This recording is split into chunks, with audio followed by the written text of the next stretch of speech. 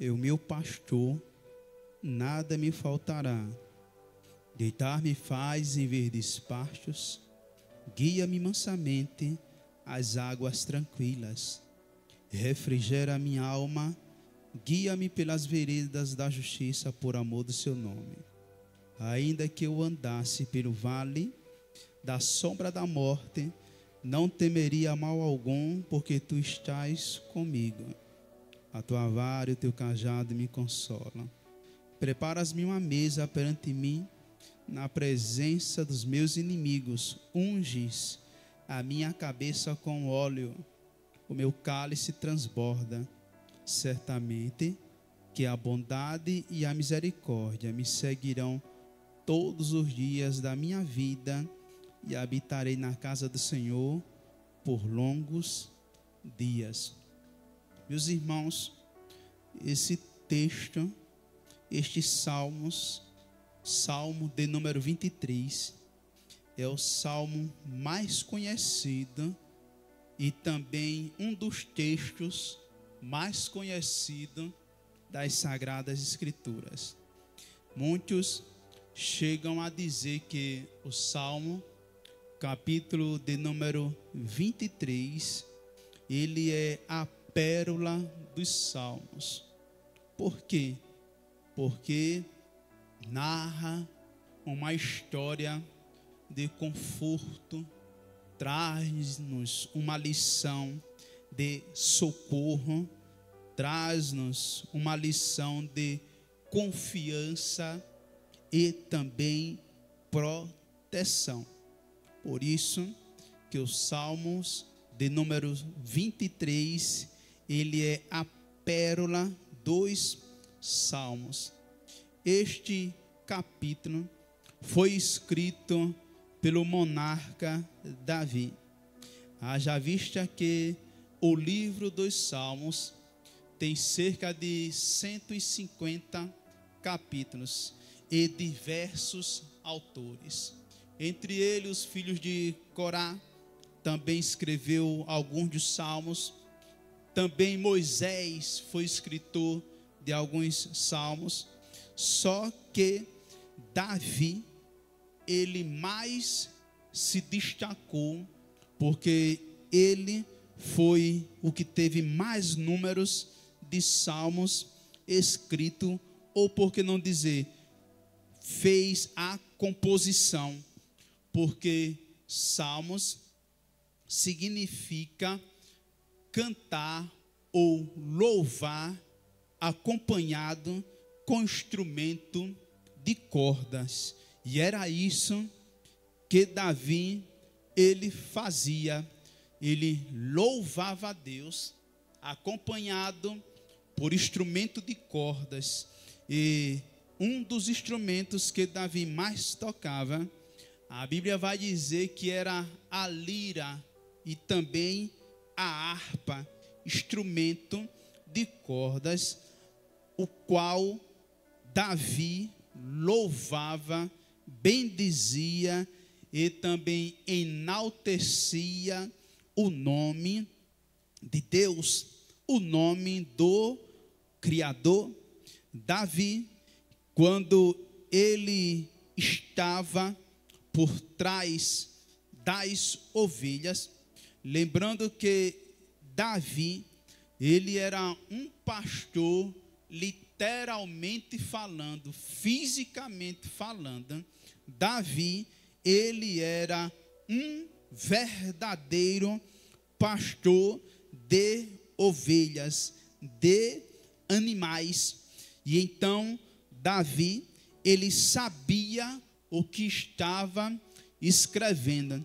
Para nós, passa apenas de um capítulo de um livro, Salmos, mas para os judeus, os Salmos não é um livro, é um inário.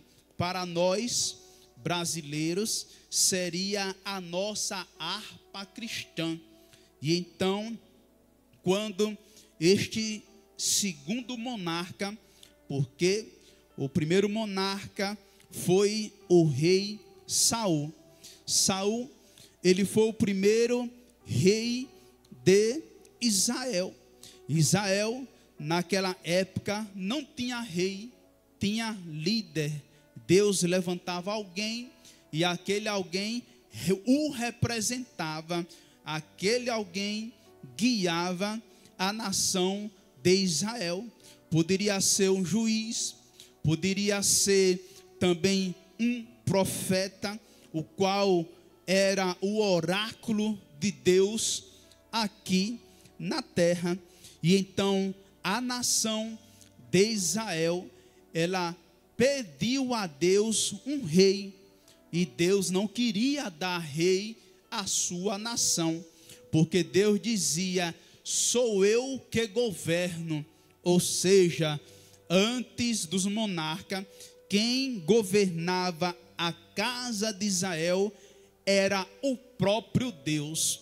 O período qual Deus governava a casa de Israel era o período da teocracia, ou seja, Deus no governo, Deus no comando, Deus regendo a nação. E então, como o povo de Israel, eles viram que a sua circunvizinhança, os seus vizinhos, cada nação, cada povo tinha um rei. E então eles começaram a admirar, eles começaram a observar que cada povo tinha o seu rei, cada nação tinha o seu governo regido por uma autoridade. E então foi quando a nação pediu ao profeta Samuel que Deus levantasse que Deus levantasse alguém para reinar, para governar, alguém fisicamente, alguém que representasse um monarca. Foi quando Deus levantou o profeta Samuel e disse: ora, diga ao povo que já sou eu o rei deles, que já sou eu que governo a nação. Diga ao povo que o povo não precisa de rei, porque os reis, ele comanda o povo, os reis, ele subjuga. Ora, diga à minha nação que não precisa de rei. Por quê? Porque a casa de Israel estava copiando as culturas vizinhas. Quando o povo de Israel, ele pede um rei, era porque ele achava bonito os outros países que tinham os seus monarcas. E então, como o povo pediu a Samuel, como o povo insistiu a Samuel para que Deus levantasse um monarca, aí foi quando Deus disse: tá bom, já que o povo está pedindo monarca, e então tem alguém aí, vê alguém aí para ser monarca em Israel. Aí quando entra em cena Saul, o primeiro rei de Israel. Saul no começo começou tudo bem. No começo ele inicia ótimo, inicia excelente, obediente, ouvindo a voz de Deus, ouvindo a voz dos profetas. Só que no decorrer da sua caminhada, Saul, ele agora se transvia do caminho, ele agora muda de caminho. Saul agora ele quer fazer o que ele quer, apesar de que foi Deus que apontou que seria Saul o rei de Israel. Quando Samuel ele procura um rei, aí Deus diz: olha, o rei escolhido, ele está escondido, ele está dentro do cesto. Levanta a tampa do cesto e você vai ver o homem lá. E quando Samuel levanta a tampa do cesto, Samuel vê aquele homem ali. Qual era o nome dele? Saul. Só que na caminhada, Saul ele começa a se perder. Por isso que a Bíblia vai dizer que é melhor o fim das coisas do que o começo e também o meio, porque no começo tem aquele ânimo, tem aquele fogo. Foi o caso de Saul. Começou bem, naquele fogo espiritual, no calor da emoção, no seu vigor. Só que quando chega no meio da sua caminhada, Saul, ele já muda de pensamento. Saul, ele já não quer mais ser guiado por Deus. E eu sempre digo isso, é um perigo quando a gente sai debaixo da mão de Deus. Enquanto nós estamos debaixo da mão de Deus, há promessa, há provisão. Enquanto estamos debaixo da potente mão de Deus, Deus, Ele nos abençoa, porque a palavra de Deus diz: humilhai-vos debaixo da potente mão de Deus, porque no tempo oportuno Ele vos exaltará. E Saul, agora ele sai debaixo da potente mão de Deus, e agora ele quer fazer o que ele quer. E é um perigo quando nós fazemos o que nós queremos fazer. Nós temos que fazer a vontade de Deus. E então quando ele sai do caminho do Senhor, e então Deus também se aparta de Saul. Uma certa feita, quando Saul, ele vai para a guerra, Samuel diz: olha, você vai para a guerra, e você ali elimina tudo que não presta. Mata o rei, mata pessoas, mata animal. Por quê? Porque é uma nação pagã, é uma nação inimiga do povo de Deus. E então Saul, ele conserva com vida os gado gordo, conserva com vida o rei Agag. E quando ele volta feliz daquela peleja, daquela guerra, e então ele é indagado pelo profeta: como foi a guerra? Aí Saul diz: foi uma maravilha, nós vencemos, fomos em paz, voltamos em paz. Aí de repente, em meio àquela conversa, o profeta Samuel, ele escuta um mugido de boi. É quando o profeta replica: e este mugido de boi? Aí é quando Saul diz: não, esses boi aqui são os boi gordos, eu trouxe para sacrificar ao Senhor. E Samuel diz: foi essa a ordenança de Deus? Não foi, Saul. Deus, ele não aceita sacrifício de tolo, Saul. Não era para você fazer isso. E o rei? O rei eu trouxe, o rei está aqui, o rei é meu amigo. Mas a ordem não era essa. A ordem era também para eliminar o rei. Por quê? Porque o rei também é inimigo da casa de Israel, do povo de Deus. Então foi quando Samuel pegou e também matou o rei Agag. Outro fato que ficou marcado na vida do primeiro monarca Saul foi quando o profeta disse: vá em tal lugar, me espere tal hora, porque eu hei de sacrificar ao Senhor e confirmar o teu reinado. E então Saul, ele junta a congregação, junta o povo e espera pelo profeta. Só que o profeta, ele tarda. E então, tardando o profeta, Saul, ele não conseguiu mais dominar a multidão, não conseguiu mais prender a atenção do povo, viu que o profeta estava tardando.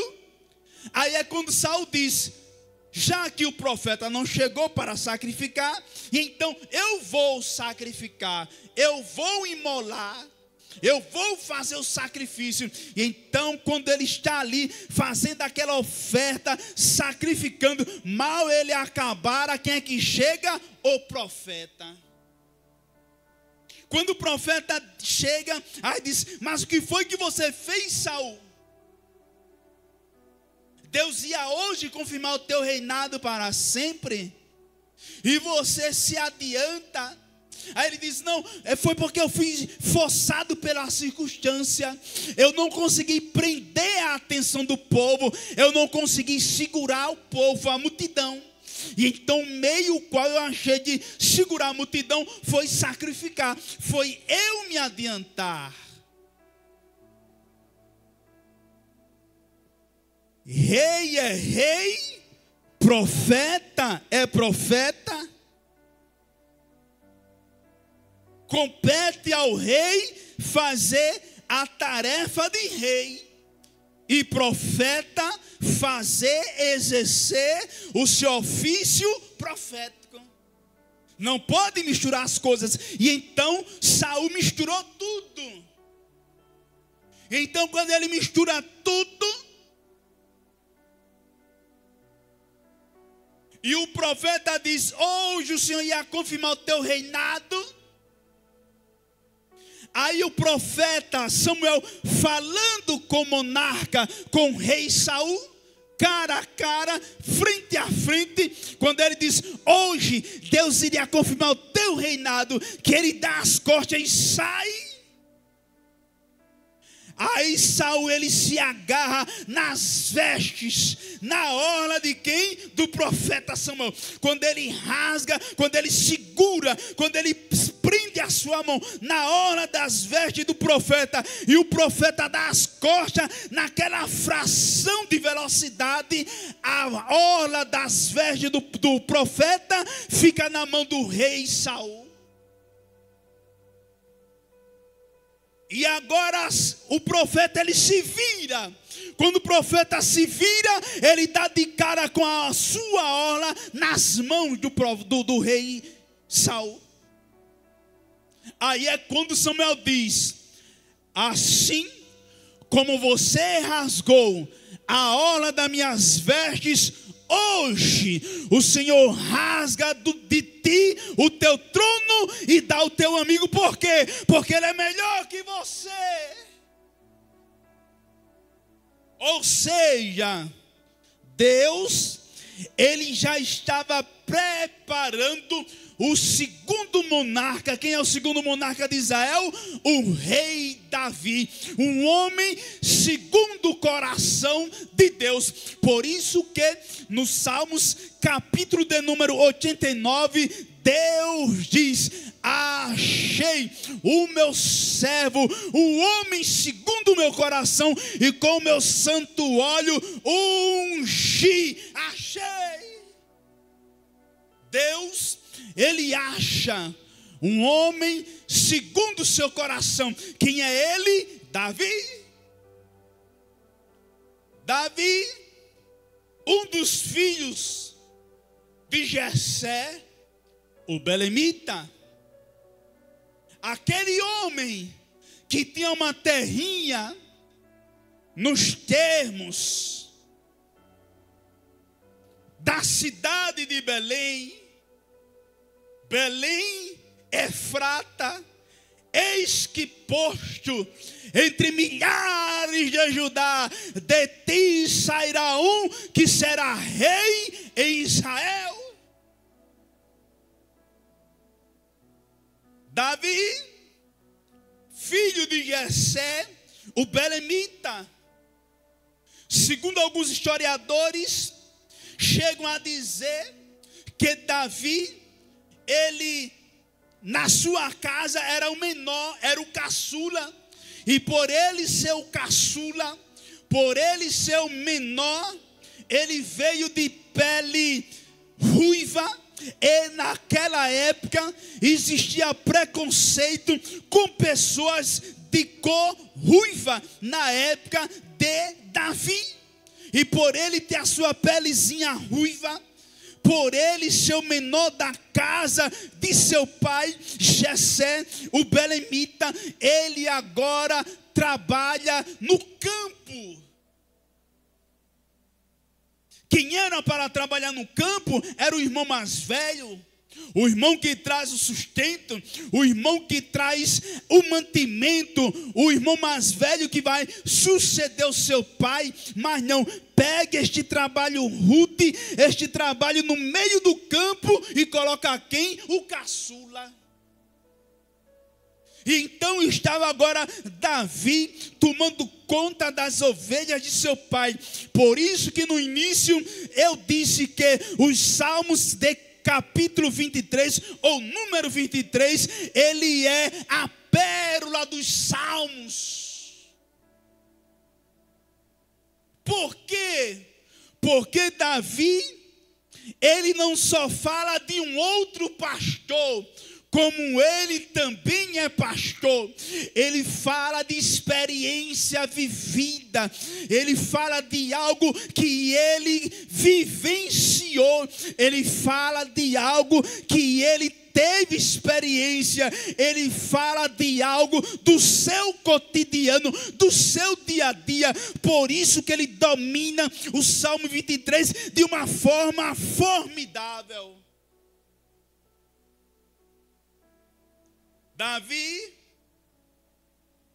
ele pega a sua harpa, apenas um menino novo, jovem, mas quando ele está no campo, cuidando das ovelhas de seu pai, ele pega a harpa, ele pega a lira e começa a dedilhar: o Senhor é o meu pastor e nada me faltará. Quando Davi ele escreve Salmos 23 e o versículo 1, o Senhor é o meu pastor e nada me faltará, de fato Davi, o que ele queria dizer, o que ele queria transmitir era o seguinte: pode me faltar tudo, mas a presença de Deus na minha vida, eu não posso ficar sem a presença de Deus. Salmos 23, o Senhor é meu pastor e nada me faltará. Ele mostra a confiança que ele tem no seu pastor. Davi aqui, ele compara Deus, ele compara o eterno com um pastor de ovelhas. Porque Davi, ele compara Deus com um pastor de ovelhas.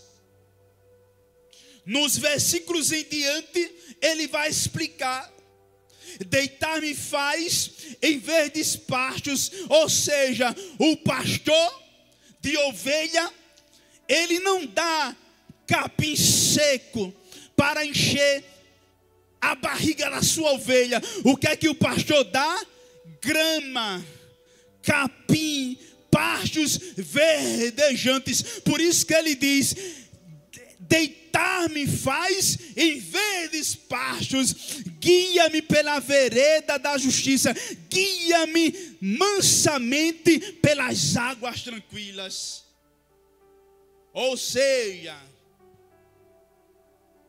esse salmo é uma pérola preciosa, porque nos traz não uma lição, mas porque nos traz lições. Este salmo é uma pérola porque ele detalha o cuidado, o amor que Deus ele tem para com o seu povo, para aqueles que o servem. Deitar-me faz em verdes pastos. O pastor, ele pegava as ovelhas e passeava com ela. Aí nas gramas verdejantes, bem verdinha, ele deixava as ovelhas se deitar. E diz mais: guia-me mansamente às águas tranquilas. Ovelha, ela é medrosa. Ovelha, qualquer barulho, ela se assusta. Ovelha, qualquer coisa, ela tem medo. Por isso que a ovelha, ela precisa do pastor para que a proteja. para que dê confiança. Por isso que ela diz: guia-me mansamente às águas tranquilas, porque se a água fazer muito barulho, a ovelha se retrai. Se a água for agitada demais, a ovelha, ela recua. Por isso que a ovelha diz: guia-me mansamente o quê? Às águas tranquilas.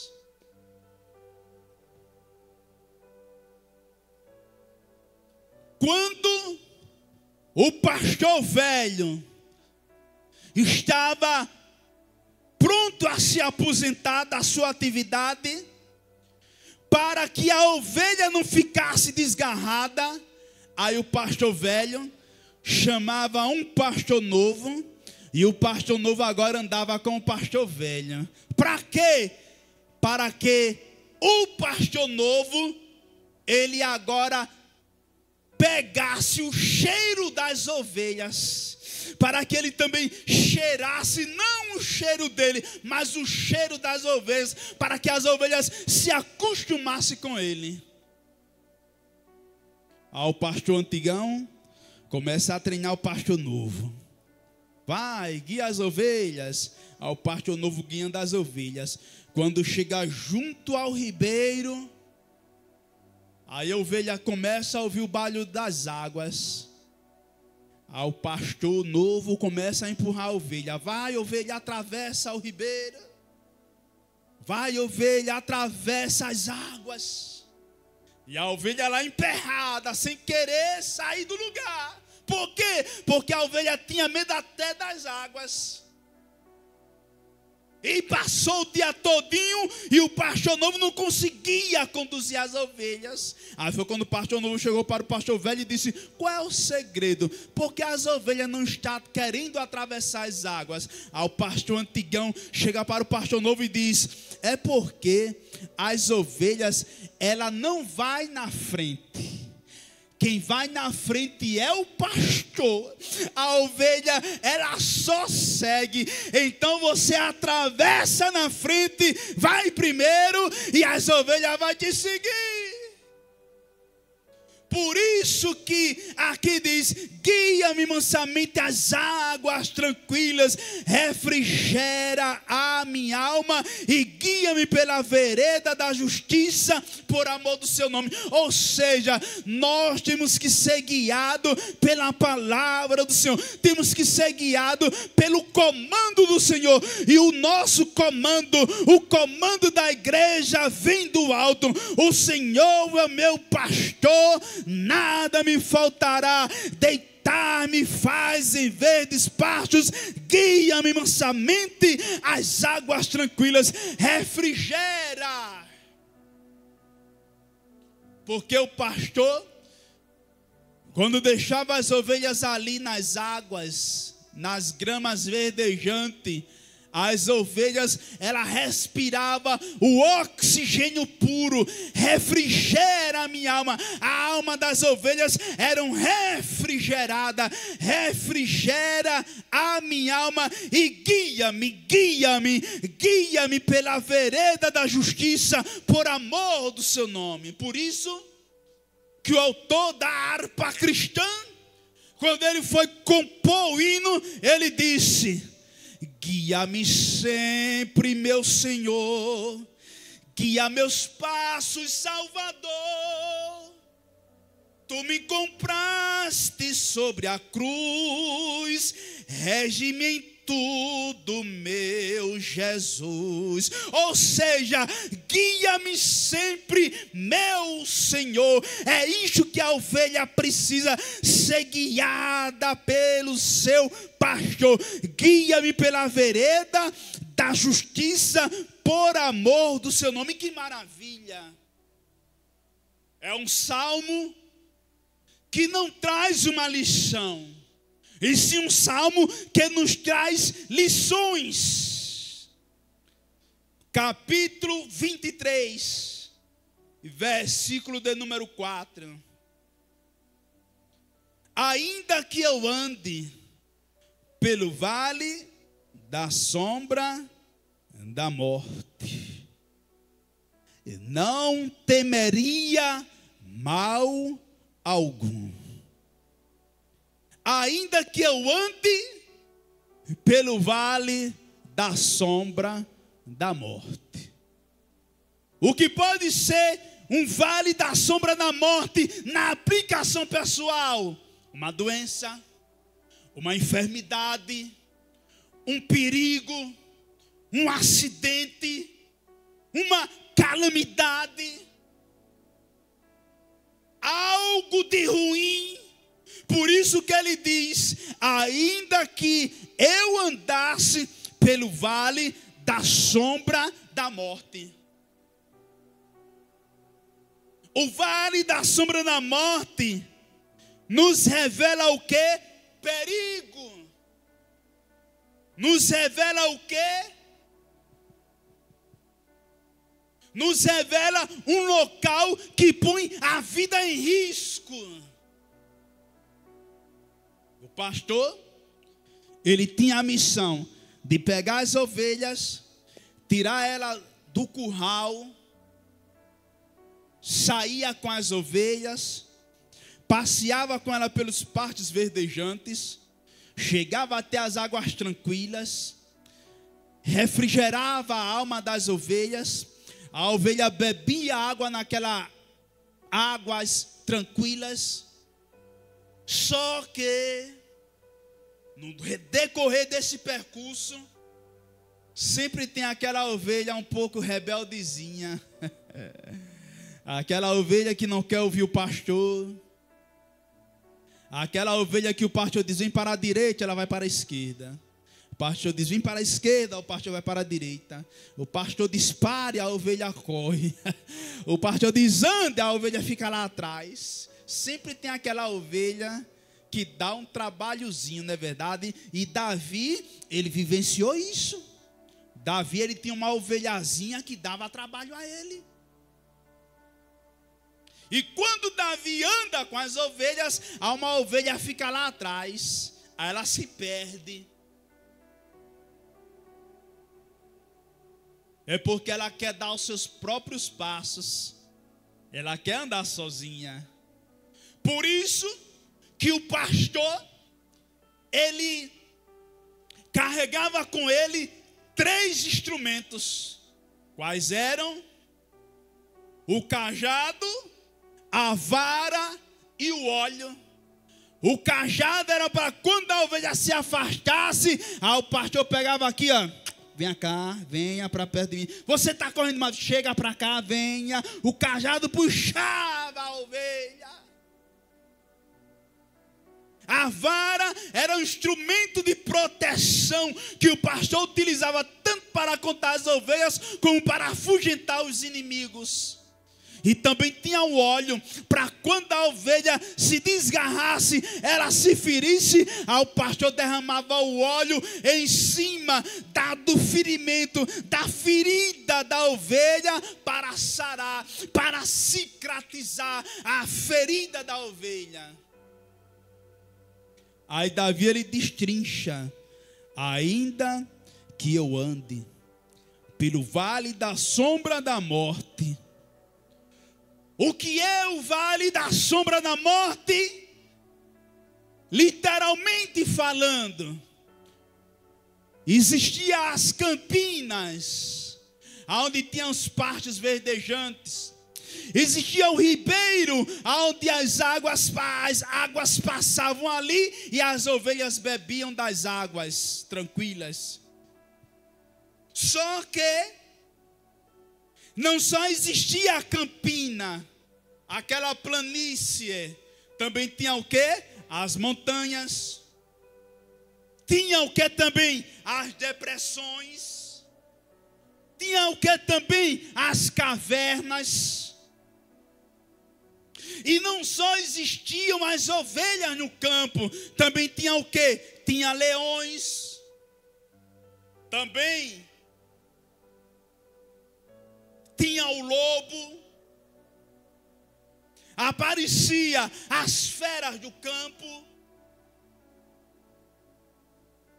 Era tão provável que uma certa feita, quando o gigante Golias estava naquele campo desafiando o exército do Deus vivo, ele disse: não tenho entre vós para que saia do meio da multidão e venha desafiar-me. Aí aparece quem? Davi. Aí Davi disse: quem é este circunciso? Ele está desafiando o exército do Deus vivo? Não, ele é um louco, porque ele não sabe quem ele está desafiando. Aí quando Davi se apresenta a Saul para se alistar, para ir para a guerra, para lutar, para pelejar contra Golias, aí Saul diz: ô menino, quem é você que eu não te conheço? Aí Davi diz: eu sou Davi. Quem? Filho de Jessé. Quem é Jessé? O belemita, o teu servo, o teu súdito. Eu sou filho de Jessé, o belemita, da terra de Belém. E eu, passeando no campo, quando eu vim trazer as comidas dos meus irmãos, eu vi aquele circunciso desafiando a casa de Israel, o exército do Deus vivo. Aí foi quando Davi disse: e eu vim me alistar para lutar contra ele. Aí Saul disse: me dá o teu currículo. Traz aqui o teu currículo. Espera aí. O seu currículo não diz que você é soldado? O seu currículo não diz que você tem experiência em batalha? O seu currículo não diz que você tem experiência militar? Muito pelo contrário, o currículo vai dizer que você é pacato. O currículo está dizendo que você é uma pessoa tranquila. O seu currículo está dizendo que você é um pastor de ovelhas, um pastor de gado. Você está fora da peleja.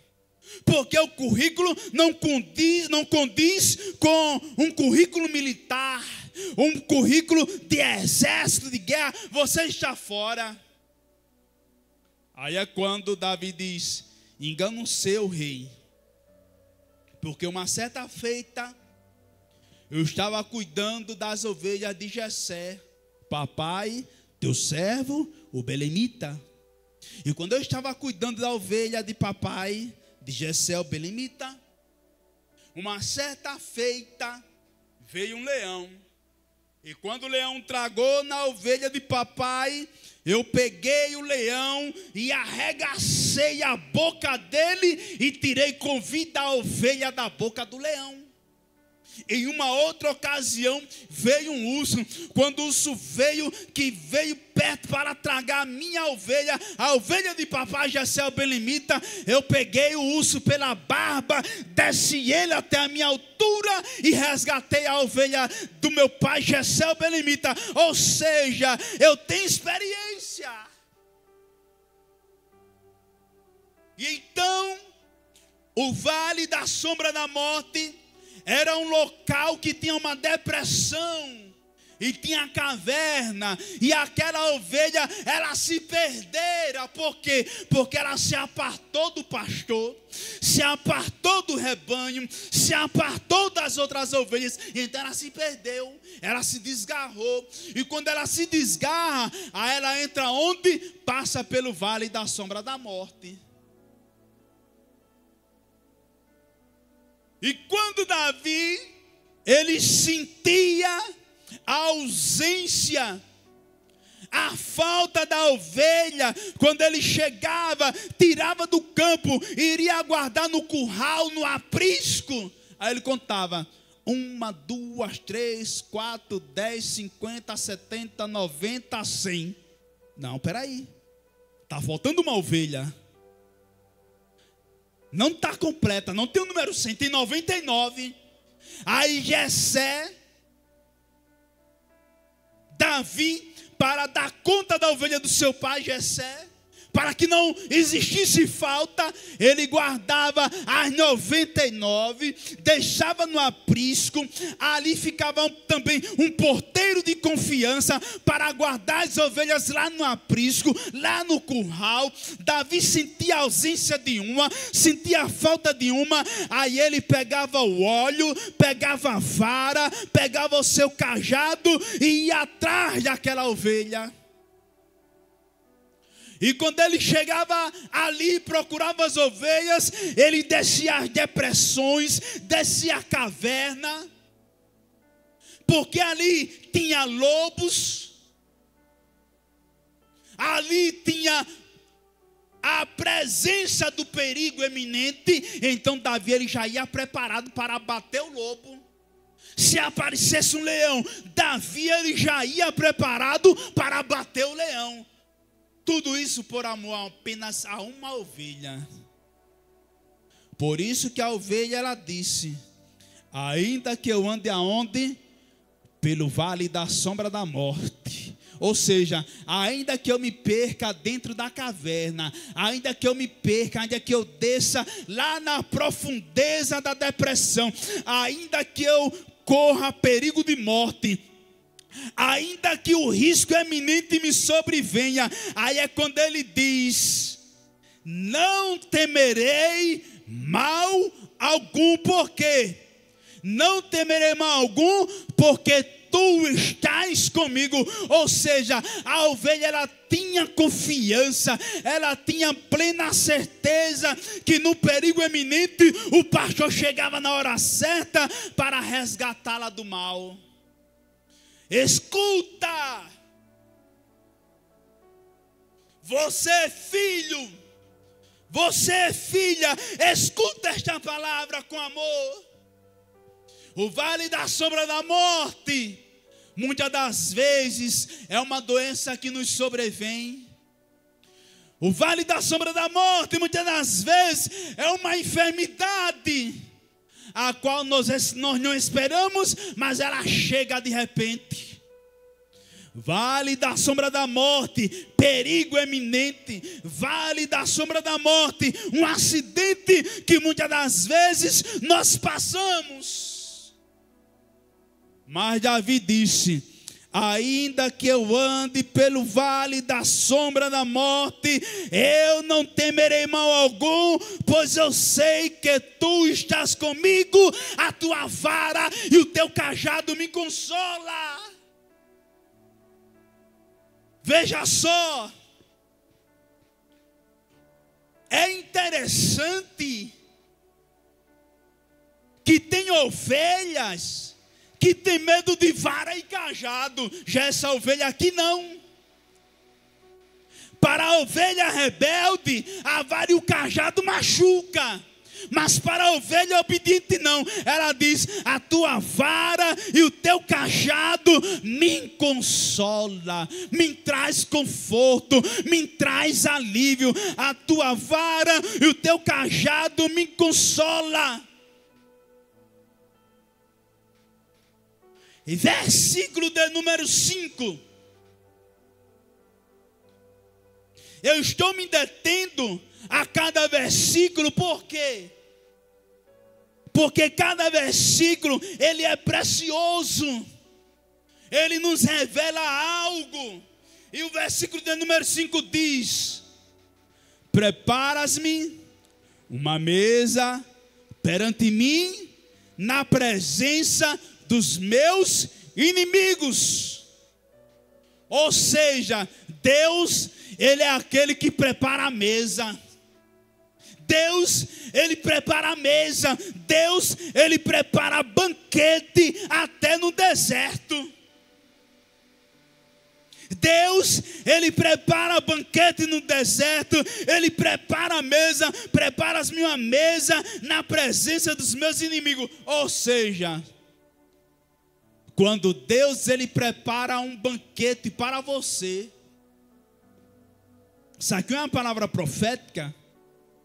Deus vai preparar um banquete tão grande para você, que seu inimigo pode estar bem distante do outro lado do mundo, mas de onde ele estiver, ele vai contemplar o banquete que Deus está preparando para você. Por quê? Porque Deus é fiel para se fazer cumprir o que Ele prometeu, tudo na íntegra. Ele é Deus. Segura esta palavra. É Deus que prepara banquete.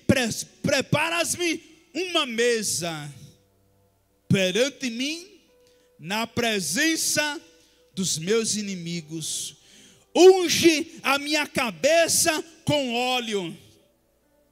O meu cálice transborda. Eram os 3 instrumentos que o pastor utilizava. Cajado para trazer a ovelha. A vara para contar.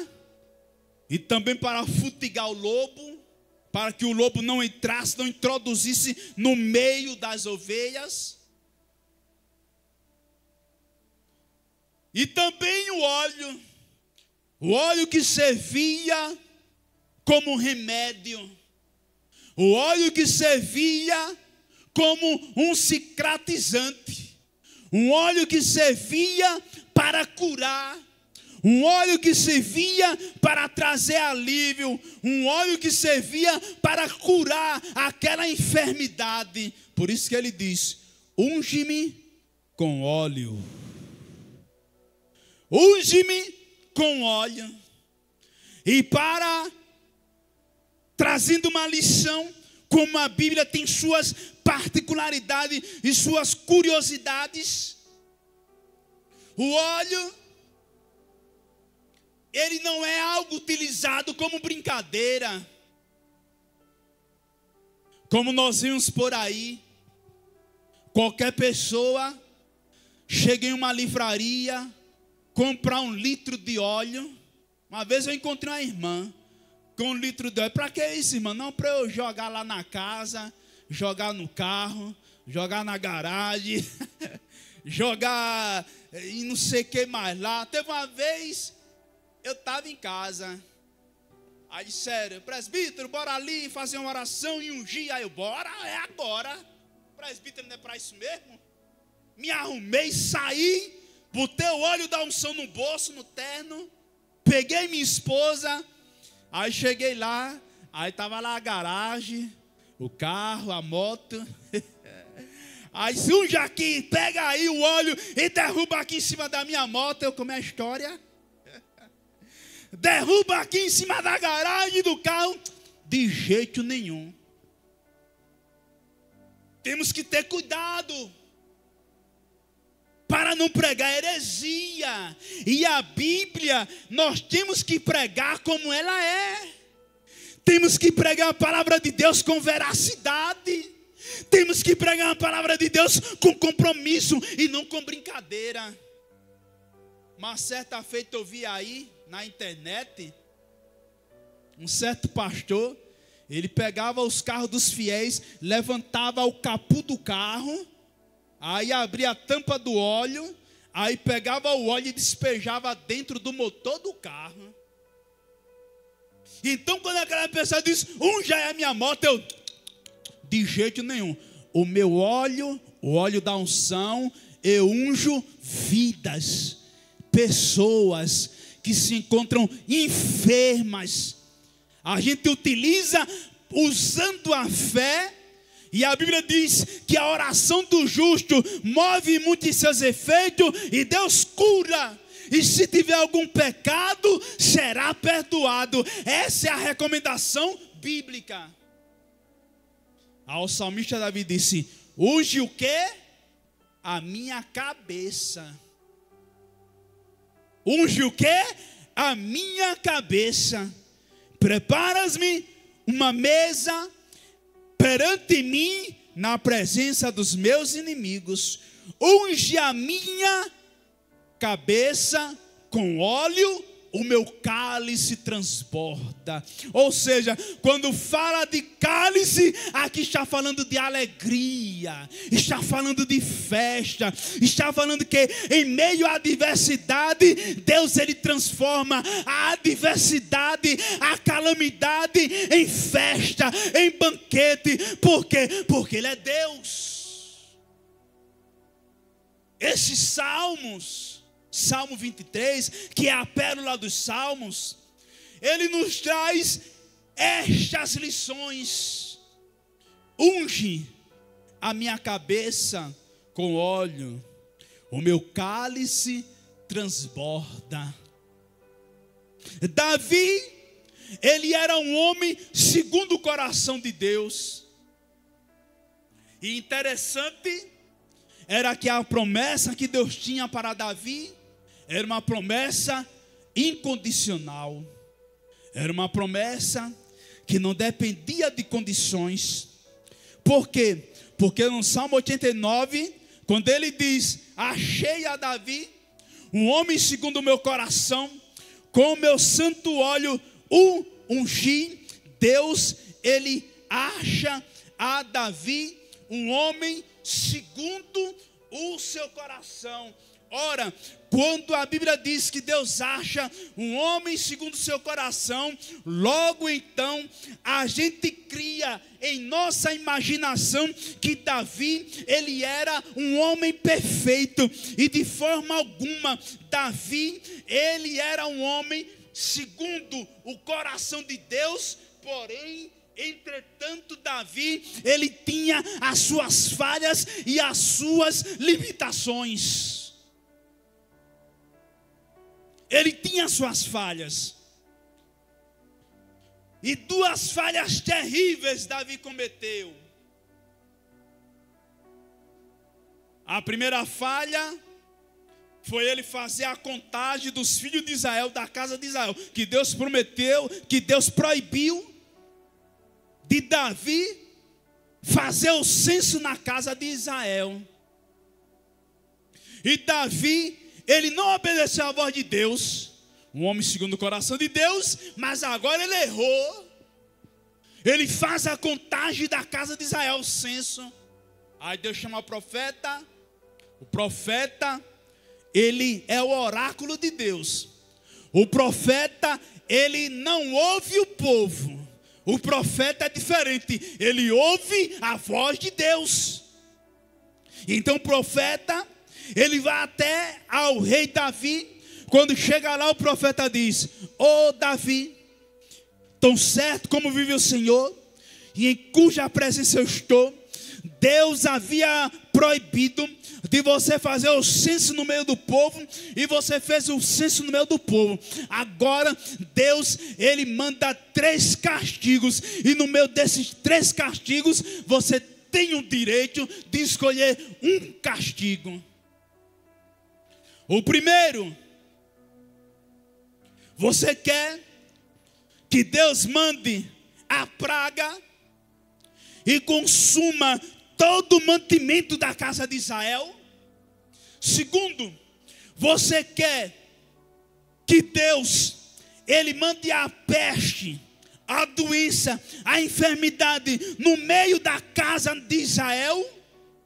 Ou você quer sair fugitivo dos seus inimigos? 3 sentenças, escolha uma delas. Aí Davi diz: eu escolher que Deus mande a doença no meio do povo? Eu escolher que Deus mande a praga para consumir o alimento da minha nação? Eu escolher para que eu mesmo saia fugitivo, corrido dos meus inimigos? De forma alguma. Aí o profeta diz: e então o que é que você quer? Aí é quando Davi diz: caia eu na mão de Deus, e não caia eu na mão do povo. Por quê? Porque o homem não tem misericórdia. Se se eu cair na mão do homem, quanto mais eu cair, mais o homem vai me maltratar. E então Deus, Ele faça de mim o que Ele quiser, caia eu na mão dEle. Por quê? Porque quando doer, quando eu chorar, quando eu me espernear, Deus, Ele vai ouvir o meu clamor e Ele vai se utilizar das misericórdias dele. E então caia eu na mão de Deus e não caia eu na mão do homem. Ora, mas Davi, ele era um homem segundo o coração de Deus, mas cometeu pecado. E o outro pecado que Davi cometeu era tempo de guerra. Davi, ao invés de ir para a peleja, ao invés de ir para a guerra, porque Davi ele era homem de guerra. Quando se dizia guerra, Davi pegava a espada. Quando dizia batalha, Davi pegava a espada. Quando dizia luta, Davi pegava a espada. Então Davi era um rei de guerra. Davi, ele entendia de guerra. Davi, ele entrava em todas as guerras. Só que nesse dia, Davi, ele passeia no terraço da sua casa. Ele avista Betseba, coloca o olho nesta mulher, e agora ele peca com esta mulher. Aí Deus manda o profeta Natã, chega até a sua casa.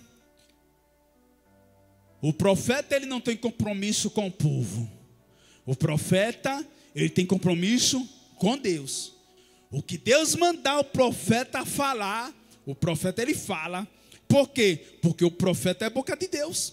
Então o profeta vai, estufa o peito, coloca a cara de profeta, entra dentro do palácio, está lá os soldados, cada um maior que o outro, com suas lanças, com sua espada, e lá vai o profeta Natã,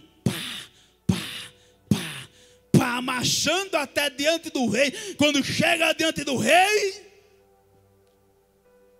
aí o profeta Natã diz: ó rei, vive eternamente. Eu quero lhes contar uma causa. Em uma fazenda tinha um homem muito rico. Tinha vários gados, tinha várias ovelhas, vacas. Um homem poderoso. E ao lado dele tinha um pequeno fazendeiro pobre, humilde. Ele tinha apenas uma única ovelha. E esta ovelha, ele criava esta ovelha como se fosse sua filha. Comia com a ovelha, andava com a ovelha. Quando ia se deitar, deitava ao lado da ovelha. Cuidava como se fosse sua filha. Era tudo que ele tinha, aquela ovelha. Veio um viajante até a casa do grande fazendeiro. Ao invés de ele pegar um gado dele, ao invés de ele pegar um cabrito gordo dele, ao invés de pegar uma banda de boi dele, ao invés de imolar, de assar e dar alimento àquele viajante que estava ali hospedado na casa dele, não. Ele vai até a fazenda daquele pobre fazendeiro, pega a sua cordeirinha, pega a sua ovelhinha, mata e dá ao seu viajante. Ó rei, o que deve fazer a este homem? Aí Davi se levanta do seu trono e diz que este homem seja morto. E quando ele diz que este homem seja morto, o profeta aponta para a cara do rei e diz: este homem é você, ó rei. Mas Davi não era um homem segundo o coração de Deus, segundo está escrito em Salmo capítulo 89, sim. Por quê? Porque Davi, ele sabia se quebrantar. Davi, mesmo ele sendo monarca, mesmo ele fazendo parte da liderança, sendo o maior líder, ele era humilde. Ele sabia se quebrantar, ele reconhecia os seus erros. Quando o profeta Natã entregou a sentença a Davi, ele poderia dizer: profeta, você está certo, mas soldados, arranque a cabeça do profeta Natã. Poderia? Poderia. E o profeta, ele sabia do perigo que ele passava, que ele corria. Profeta, ele sabia que poderia custar a sua cabeça.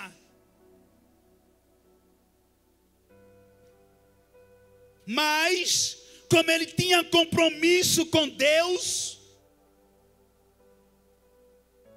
como ele não vendia o seu ministério, ele disse: esse rei, esse homem é tu. O rei poderia mandar decapitar o profeta Natã, porque o rei ele tinha essa autoridade, essa autonomia. Mas Davi, ele era humilde, ele não se confiava na sua coroa, ele não se confiava no seu anelão no dedo, ele não se confiava na sua divisa, ele não se confiava nos seus trajes reais, ele se confiava em quem? No eterno Deus.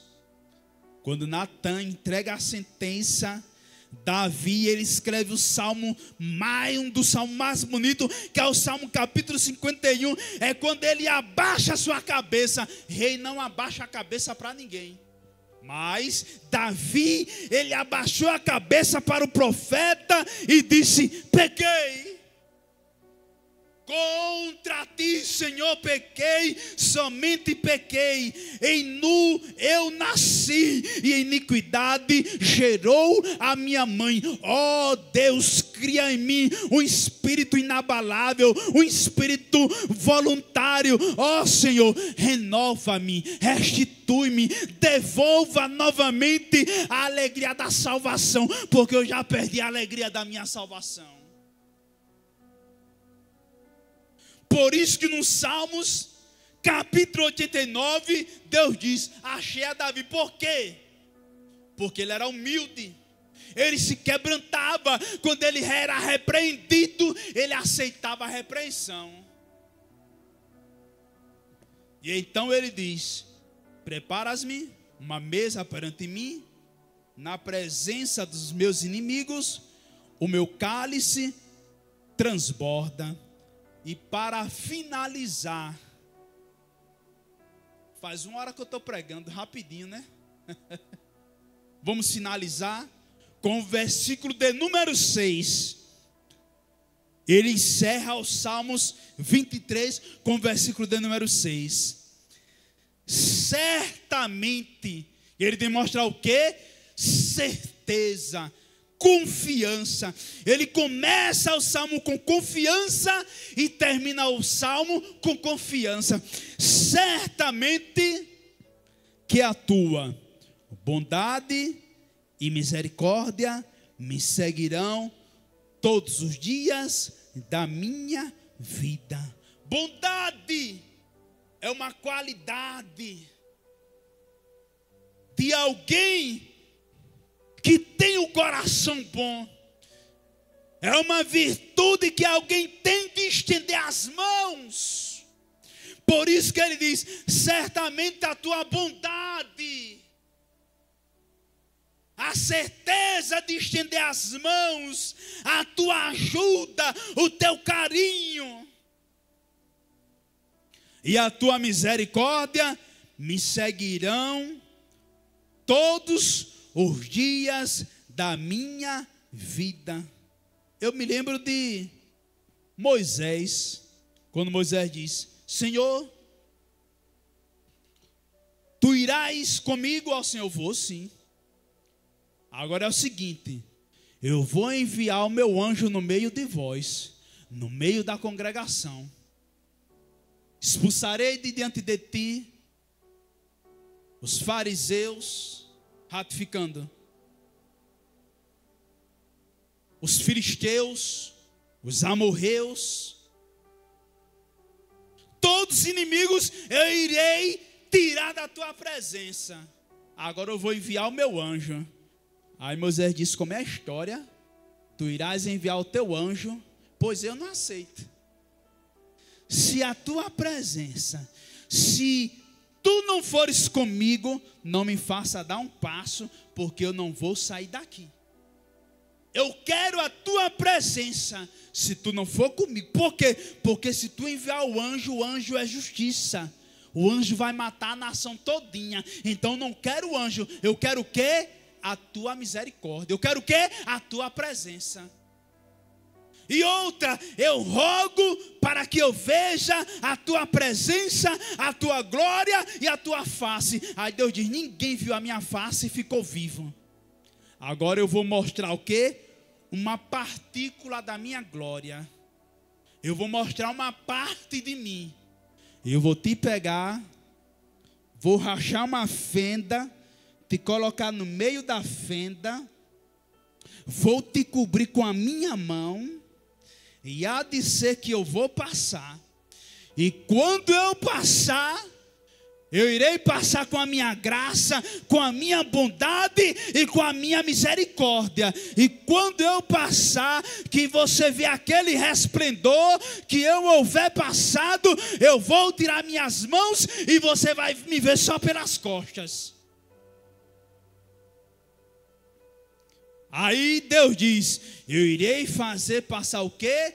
A minha bondade e a minha misericórdia. E por isso que Davi ele disse, certamente que a tua bondade e a tua misericórdia me seguirão por todos os dias da minha vida, e habitarei na casa do Senhor para sempre. Misericórdia significa Deus amar o miserável, Deus amar o vil homem que eu sou. Nesta manhã, eu quero te lançar um convite. Onde está uma pessoa que está sintonizada, ligada no canal AD Rio Largo, programa Louvor e Palavra, que quer aceitar Jesus? Você quer aceitar Jesus?